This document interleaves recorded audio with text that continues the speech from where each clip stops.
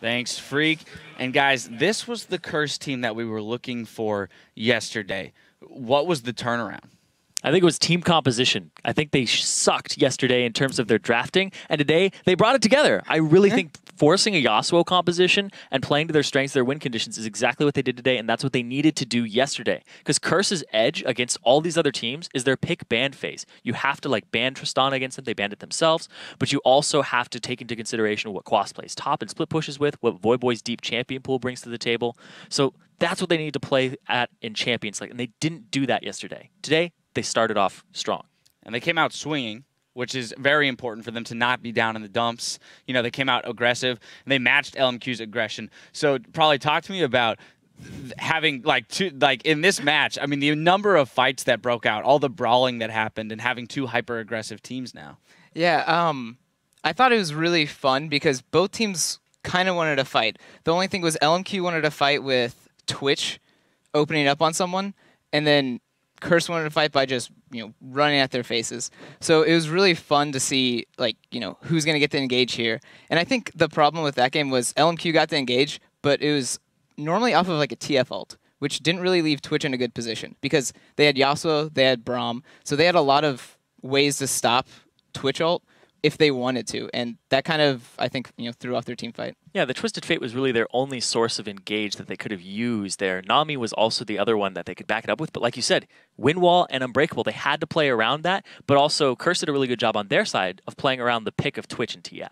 Yeah, the double Wind Wall is definitely tough to play around. They did have a couple engages by No Name with Lee Sin kicks, things like that. We were mentioning that his Lee Sin play seems to have leveled up. We never really noticed through the season much of it, and then all of a sudden, he was all over the place this game. Yeah, his Lee Sin leveled up, but his shot calling, if everybody on LMQ is following that shot calling, I am not a fan of that at all because they are picking the wrong fights. You pick a fight where you traded 80 carry Vasily for support on the other side, Xpecial, and then you still pick that fight. I don't know what's up with LMQ right now, but they do not seem like their normal selves. All right, let's look at a couple of the early fights, and then we'll get into kind of the way the game played out. We're going to go 12 minutes into the game in the top lane, where LMQ chooses to, dive over aggressively, and Curse turns it around. Probably I'm going to let you take this one away as we pull it up on the screen here. Oh yeah, so this was, they're just looking for a TF gank, and they want a 3v1 dive. And we can go ahead and roll the clip. So right now, TF ults, and they see Elise, but I think they're too tunneled on Quas right now. So they actually port underneath the turret, and the cocoon was perfect. If that didn't get hit, I think they would have been able to walk out, but the cocoon hits, Quas gets a Q, and now Xiao Zhao's tanking the turret. And after this, he just starts falling. And if you want to fast forward a tiny bit, the best part comes in a second. If you look at the minimap, Voyboy is coming in, and this is some perfect professional level foresight. So he's running directly down. He doesn't want to get through lane, and he flashes over this wall, if you can see it right there, because he knows he can close this gap and be able to dive them. Luckily, No Name is able to get out of this, but Ackerman's just left underneath the turret. Dominate does a nice little tank for him, and Voyboy cleans up the fight. Flashes the Wind Wall. I love the flash Wind Wall. I mean, to be fair, he probably would have dashed to him if he hadn't flashed there. But two easy pickups there for Curse, and that kind of, I feel like, gave him that a little bit of surge of confidence there to keep them back in the game. We're going to jump right into our second replay, 15 minutes into the game, so it's not much longer. Probably going to let you take this one away too. We're in LMQ's red side jungle here.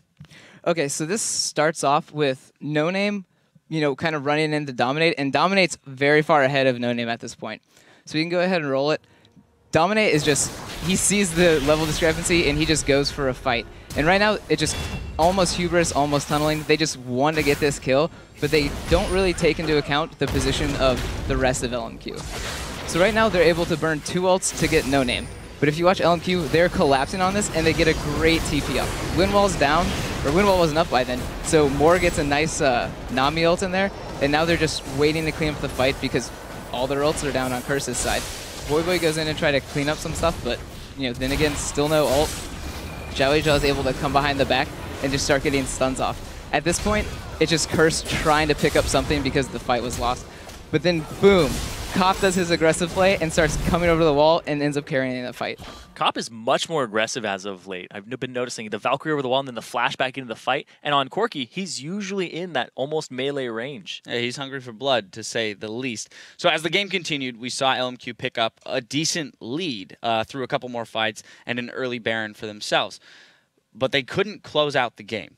I feel like at one point in the game, you ask anybody, they would have said LMQ, if they play the map correctly and play their gold lead correctly, that they would have closed that game out. So what went wrong in the execution? They picked fights they shouldn't have picked. Just flat out, they were in the wrong place at the wrong time. They would be like, all right, we picked one off, but we traded 1-for-1. It wasn't the right 1-for-1 we were looking for, and they just didn't play to their win conditions there. And the Voyboy was on point with his win walls during the second half of the game. All right, so probably final question here. Which of the players on LMQ need to kind of temper that, I guess, a trigger-happy, sense of self in order to make sure that when they do secure a lead, maybe in this next game, that they can follow through on it? I think Vasily needs to at least communicate. He was playing Twitch that game against a Braum and a Yasuo, which are both pretty big counters to Twitch in a way. So Vasily either needs to communicate, hey guys, we can't fight this unless I say it's okay, because he would just get nullified in these fights. So I think if he ups his communication and knows what he needs and it tells his team that, they can just work around that and they'll be able to clean up fights better. All right, and a little factoid there just to drop at the end here is that Cop actually tied his career high. 4 kills at 14. So congratulations. That points to that aggression that you were speaking of there, Irene. We'll see if he can continue to wear those carry pants through the rest of the series. But based on game 1, it looks like we're in for an exciting one at that. And after the break, we'll jump into game 2 between Curse and LMQ. The North American Summer Playoffs continue after this.